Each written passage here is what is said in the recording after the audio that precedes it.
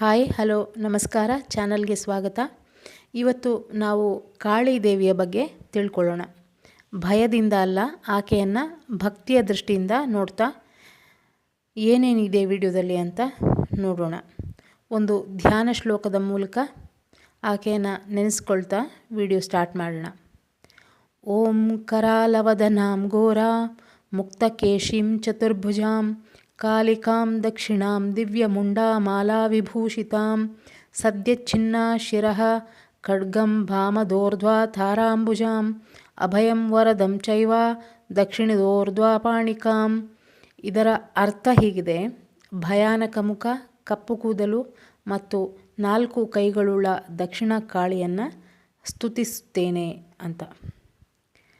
ತಲೆಗಳ ಅಂದರೆ ತಲೆಬುರುಡೆಗಳ ಮಾಲೆಯಿಂದ ಅಲಂಕರಿಸಲ್ಪಟ್ಟಿರುವ ಆಕೆ ಎಡಗೈಯಲ್ಲಿ ಕತ್ತರಿಸಿದ ತಲೆ ಮತ್ತು ಖಡ್ಗವನ್ನು ಹಿಡಿದಿದ್ದಾಳೆ. ಬಲಗೈಯಿಂದ ಅಭಯ ಮತ್ತು ವರದಾನವನ್ನು ಕೊಡ್ತಾಳೆ ಅನ್ನೋದು ಇದರ ಅರ್ಥ.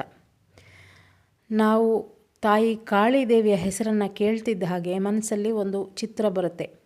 ಭಯಾನಕ ಮುಖ, ಕತ್ತಿನಲ್ಲಿ ಇರುವ ಮುಂಡಮಾಲೆ, ಹೊರಬಿದ್ದ ನಾಲಿಗೆ, ಇದನ್ನೆಲ್ಲ ನೋಡಿದಾಗ ಈ ಭಯಾನಕಳಾದ ದೇವಿ ನಮ್ಮ ತಾಯಿ ಆಗಬಹುದಾ ಅಂತ ಈ ವಿಡಿಯೋದಲ್ಲಿ ನೋಡೋಣ. ರಾಮಕೃಷ್ಣ ಪರಮಹಂಸರ ಕಣ್ಣಿನಿಂದ ಕಾಳಿ ದೇವಿಯನ್ನು ಅರಿಯೋಣ. ಕಾಳಿ ದೇವಿ ಯಾರು? ಕಾಳಿ ಎಂದರೆ ಕಾಲ.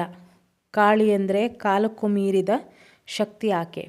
ಸೃಷ್ಟಿಗೆ ಮೊದಲು ಇದ್ದವಳು, ಲಯದ ನಂತರವೂ ಉಳಿಯುವ ಶಕ್ತಿ ಆಕೆ. ಆಕೆ ಯಾವುದೋ ಒಂದು ಲೋಕದ ದೇವಿಯಲ್ಲ. ಆಕೆ ನಮ್ಮ ಒಳಗಿನ ಸತ್ಯ.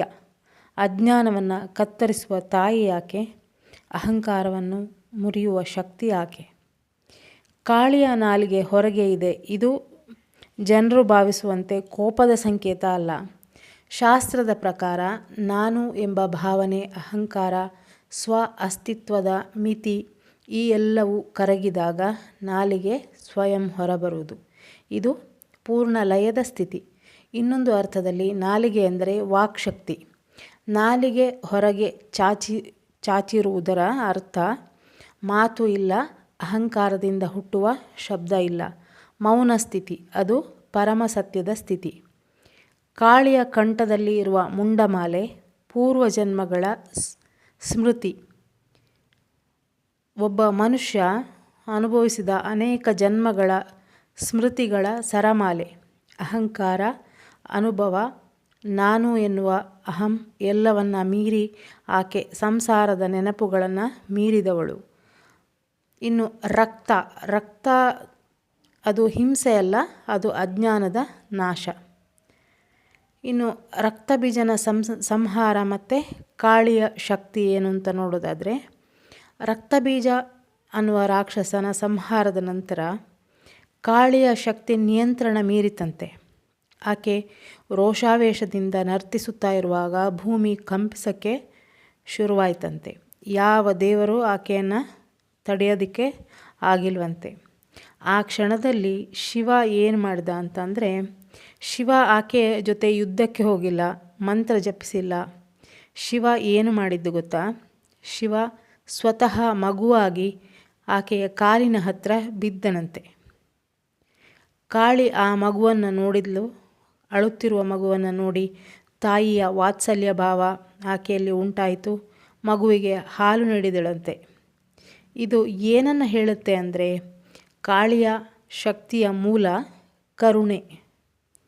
ಕಾಳಿದೇವಿಯ ರೂಪ ಯಾರಿಗೆ ಭಯಾನಕ ಅಥವಾ ಕಾಳಿದೇವಿಗೆ ಭಯಪಡುವವರು ಯಾರು ಅಂತ ಕೇಳಿದರೆ, ರಾಕ್ಷಸಿ ಪ್ರವೃತ್ತಿ ಉಳ್ಳವರು, ಸುಳ್ಳಿನಲ್ಲಿ ಬದುಕುವವರು, ಅಹಂಕಾರ ಇರುವವರು, ಇವರಿಗೆಲ್ಲ ಕಾಳಿ ಭಯಾನಕ ದೇವಿ. ಸತ್ಯ ಹುಡುಕುವವರು, ಶರಣಾಗತಿ ಇರುವವರು ಆಕೆಯಲ್ಲಿ ತಾಯಿಯನ್ನು ಕಾಣೋದು. ದಕ್ಷಿಣೇಶ್ವರ ಕಾಳಿ ಮಂದಿರದಲ್ಲಿ ರಾಮಕೃಷ್ಣ ಪರಮಹಂಸರು ಕಾಳಿಯ ಮುಂದೆ ಕೂತು ಅಳುತ್ತಿದ್ರಂತೆ. ಮಗುವಿನಂತೆ ಆಕೆ ಹತ್ರ ಮಾತಾಡ್ತಿದ್ರಂತೆ, ನಗುತ್ತಿದ್ರಂತೆ. ಜನರಿಗೆ ಇದು ವಿಚಿತ್ರ ಅನಿಸಿದ್ರು, ಆದರೆ ಅವರಿಗೆ ಅದು ಸಹಜ ಸತ್ಯ. ಅದು ಯಾಕೆಂದರೆ ಅವರಿಗೆ ಕಾಳಿದೇವಿ ಕಲ್ಲಿನ ವಿಗ್ರಹ ಅಲ್ಲ, ಜೀವಂತ ತಾಯಿ. ಒಂದು ದಿನ ತಾಯಿ ಕಾಳಿದೇವಿ ರಾಮಕೃಷ್ಣರಿಗೆ ಕಾಣಿಸಲಿಲ್ವಂತೆ. ಆಗ ರಾಮಕೃಷ್ಣರು ಹೇಳಿದ್ರಂತೆ, ತಾಯಿ ಇಲ್ಲವೆಂದಾದರೆ ಈ ಜೀವನವೇ ಬೇಡ ಅಂತ ಅಂದ್ರಂತೆ. ಆ ಕ್ಷಣದಲ್ಲಿ ಕಾಳಿ ಪ್ರತ್ಯಕ್ಷಳಾದ್ಲಂತೆ. ಇದು ರಾಮಕೃಷ್ಣರ ಶರಣಾಗತಿಯನ್ನು ತೋರಿಸುತ್ತೆ ಈ ಕಥೆಯಲ್ಲಿ. ಇನ್ನು ಕುಂಡಲಿನಿ ಜಾಗೃತಿ ಯಾತ್ರೆಯಲ್ಲಿ ಮೂಲಾಧಾರದಲ್ಲಿ ಮಲಗಿರುವ ಶಕ್ತಿ ಕೂಡ ಆಕೆಯೇ. ಚಕ್ರಗಳನ್ನು ಭೇದಿಸುತ್ತಾ ಕಾಳಿ ಮೇಲೆ ಬರುವುದೇ ಕುಂಡಲಿನಿ ಜಾಗೃತಿ. ಹಾಗೆ ಸಹಸ್ರಾರದಲ್ಲಿ ಶಿವನೊಂದಿಗೆ ಐಕ್ಯವಾಗುವಾಗ ಆಕೆ ಲಲಿತಾ ತ್ರಿಪುರ ಸುಂದರಿ. ಹೀಗೆ ಆತ್ಮತತ್ವ ಮೇಲೆ ಬರುತ್ತಾ ಪರಮಾತ್ಮ ತತ್ವದೊಂದಿಗೆ ಸೇರುವ ಕ್ರಿಯೆಗೆ ಕುಂಡಲಿನಿ ಜಾಗೃತಿ ಅಥವಾ ಕುಂಡಲಿನಿ ಅವೇಕನಿಂಗ್ ಅಂತ ಹೇಳೋದು. ಕುಂಡಲಿನಿ ಶಕ್ತಿ ಬ್ಯಾಲೆನ್ಸ್ ಆಗ್ತಾ ಮೇಲೆ ಬಂದಾಗ ಭಯ, ಒಂಟಿತನ, ಬದಲಾವಣೆ ಬರೋದು ಸಹಜ. ಇದು ಶಿಕ್ಷೆಯಲ್ಲ, ಇದು ಶುದ್ಧೀಕರಣ. ಕಾಳಿದೇವಿ ನಮ್ಮೊಳಗಿನ ಅಜ್ಞಾನವನ್ನು ಕತ್ತರಿಸಿ ಶುದ್ಧಗೊಳಿಸುತ್ತಾಳೆ. ಈಕೆಯ ರೂಪ ಕಪ್ಪು ಮೋಡದಂತೆ ಗಾಢವಾದ ವರ್ಣ ಹೊಂದಿರುವವಳು. ತನ್ನ ದೃಷ್ಟಿ ಮಾತ್ರದಿಂದ ಶತ್ರುಗಳ ಭಯವನ್ನು ನಾಶ ಮಾಡುವವಳು. ತಲೆಯ ಮೇಲೆ ಅರ್ಧಚಂದ್ರನನ್ನು ಧರಿಸಿದವಳು, ಮುಂಡಮಾಲೆಯನ್ನು ಅಲಂಕಾರವಾಗಿ ಹಾಕಿಕೊಂಡವಳು, ಒಂದು ಕೈಯಲ್ಲಿ ಕತ್ತಿ, ಇದು ಅಜ್ಞಾನವನ್ನು ಕತ್ತರಿಸುವ ಸಂಕೇತ. ಮತ್ತೊಂದು ಕೈಯಲ್ಲಿ ಕಪಾಲ, ಅಹಂಕಾರ ಮತ್ತು ಲಯದ ಸಂಕೇತ. ಹೊರಬಿದ್ದ ನಾಲಿಗೆಯಿಂದ ರೌದ್ರ ರೂಪ ತೋರುವವಳು, ಶಿವನ ಮೇಲೆ ನಿಂತಿರುವವಳು, ಅಹಂಕಾರವನ್ನು ಮೆಟ್ಟಿ ಶವದ ಮೇಲೆ ಸ್ಥಿತಳಾದ ಶಕ್ತಿ. ಎಲ್ಲ ಅಂಗಗಳಲ್ಲೂ ಆಭರಣಗಳಿಂದ ಅಲಂಕೃತವಾದವಳು, ಸ್ವರೂಪದಲ್ಲಿ ಶಿವಸ್ವರೂಪಳಾದ ಮಹಾಶಕ್ತಿ.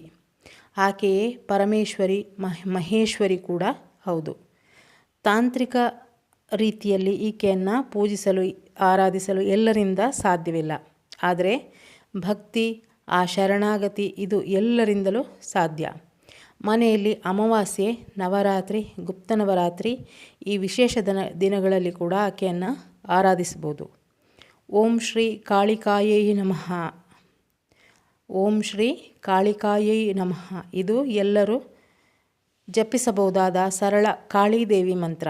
ಇನ್ನು ಕುಂಡಲಿನಿ ಸಾಧನೆಗೆ ಬೇರೆ ಬೀಜ ಮಂತ್ರಗಳನ್ನು ಜಪಿಸುವ ಪದ್ಧತಿ ಇದೆ. ಅದಕ್ಕೆ ಗುರುವಿನ ಅವಶ್ಯಕತೆ ಇದೆ. ಗುರುವಿನ ಮಾರ್ಗದರ್ಶನ ಇಲ್ಲದೆ ಕಠಿಣ ಬೀಜ ಮಂತ್ರಗಳ ಪ್ರಯೋಗ ಬೇಡ. ಇದು ಹೈ ವೋಲ್ಟೇಜ್ ವಿದ್ಯುತ್ ಇದ್ದ ಹಾಗೆ. ಶರಣಾಗತಿ ಇದ್ದಾಗ, ಭಕ್ತಿ ಇದ್ದಾಗ, ಪ್ರೀತಿ ಇದ್ದಾಗ ಶಬ್ದ ಒಂದೇ ಸಾಕಂತೆ. ಅಮ್ಮ ಎನ್ನುವ ಶಬ್ದ ಒಂದೇ ಸಾಕಂತೆ. ಆಕೆ ಭಯಾನಕ ರೂಪದವಳಲ್ಲ. ನೀವು ಶರಣಾಗತಿಯಿಂದ ಅಳುವ ಮಗುವಾದರೆ ಅವಳು ಓಡಿ ಬರ್ತಾಳೆ. ಕಾಳಿದೇವಿ ಶಿವನ ಮೇಲೆ ಕಾಲಿಟ್ಟಿರುವ ದೃಶ್ಯ ಇದು ಅಶುಭ ಅಲ್ಲ. ನನ್ನ ಅಹಂಕಾರ ಸಂಪೂರ್ಣ ಕುಸಿದ ಕ್ಷಣ ನಾನು ಒಳ್ಳೆಯವನು ಅಥವಾ ಒಳ್ಳೆಯವಳು ಅನ್ನುವ ಮುಖವಾಡ ಮುರಿದು ಬಿದ್ದ ಕ್ಷಣ ಪೂರ್ಣ ಪ್ರಾಮಾಣಿಕತೆಯಿಂದ ನಮ್ಮ ಒಳಗೆ ಇರುವ ಕಾಮ, ಕ್ರೋಧ, ಲೋಭ, ದ್ವೇಷ ಎಲ್ಲವನ್ನು ಅವಳ ಮುಂದೆ ಒಪ್ಪಿಕೊಳ್ಬೇಕು. ದೇವಸ್ಥಾನದಲ್ಲಿ ಅಲ್ಲ, ಹೊರಗಡೆ ಎಲ್ಲೂ ಅಲ್ಲ. ನಮ್ಮೊಳಗೆ ಇರುವ ಎಲ್ಲ ರಾಕ್ಷಸಿ ಪ್ರವೃತ್ತಿಯ ಬಗ್ಗೆ ನಮಗೆ ಅರಿವು ಮೂಡಿಸುವುದು ಆಕೆನೇ. ಇದೆಲ್ಲ ಈ ಕಾಮ, ಕ್ರೋಧ, ಲೋಭ, ದ್ವೇಷ ಎಲ್ಲವನ್ನು ಅವಳ ಮುಂದೆ ಒಪ್ಕೊಳ್ಬೇಕು. ಇದು ನಮ್ಮ ಒಳಗೆ ಇರುವ ಸತ್ಯ. ಪೂರ್ಣ ಪ್ರಾಮಾಣಿಕತೆ ಆಕೆ ನಮ್ಮಿಂದ ಬಯಸೋದು.